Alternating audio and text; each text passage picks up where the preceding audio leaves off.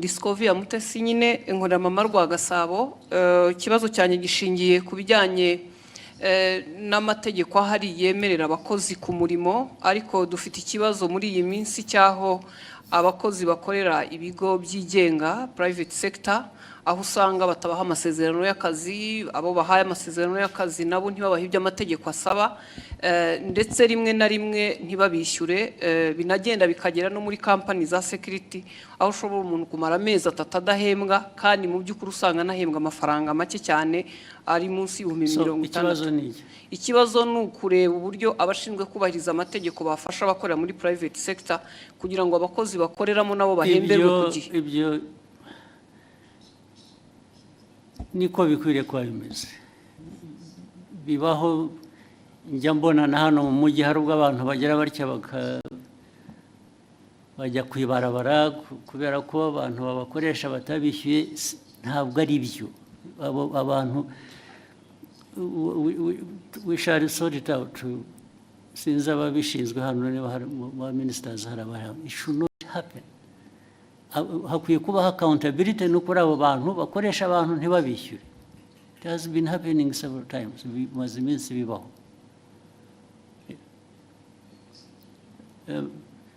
Minicom uri hano cyangwa n'abandi abantu kutishyurwa bikarinda bivamo inshuro bibaye murabizi.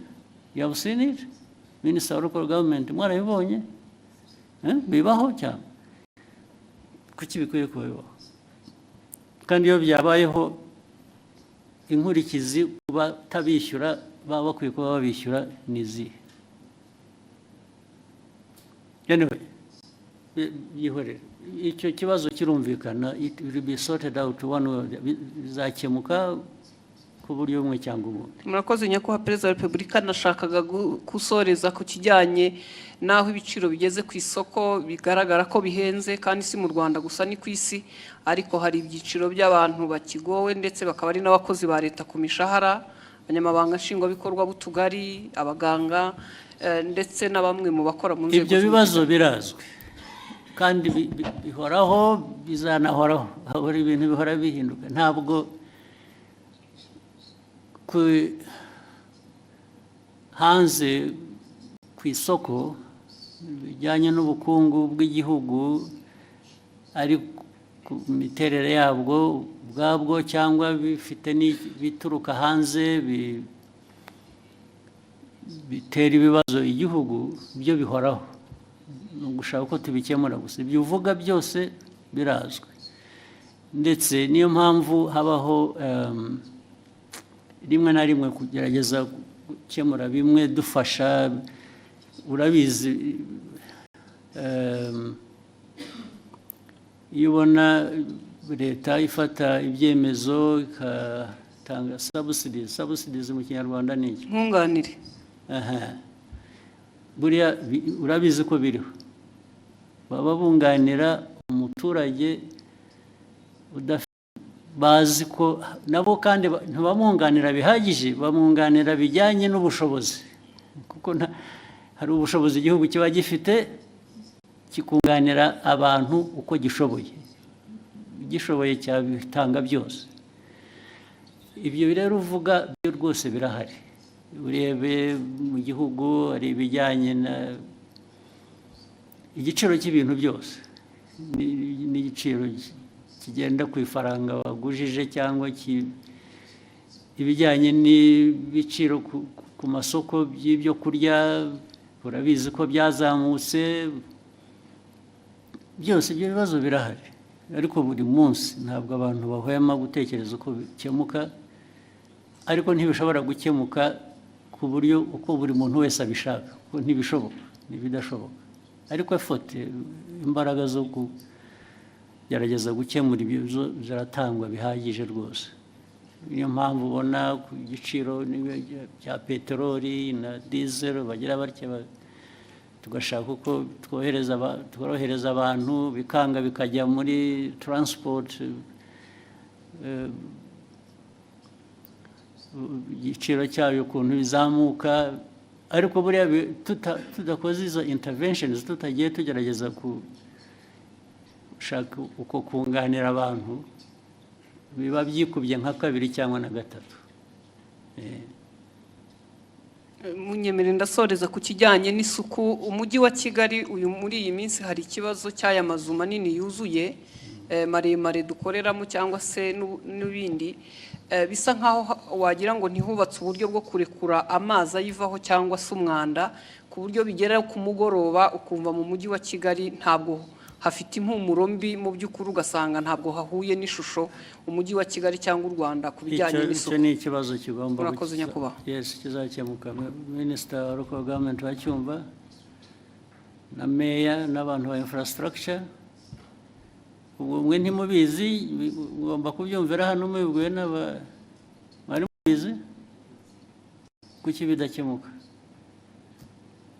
Ugomba gukemuka uburyo bumwe cyangwa ubundi. Gukemuka babwira abantu kubaka cyangwa gukora ku bikorwa, cyangwa se abantu hakaba penalties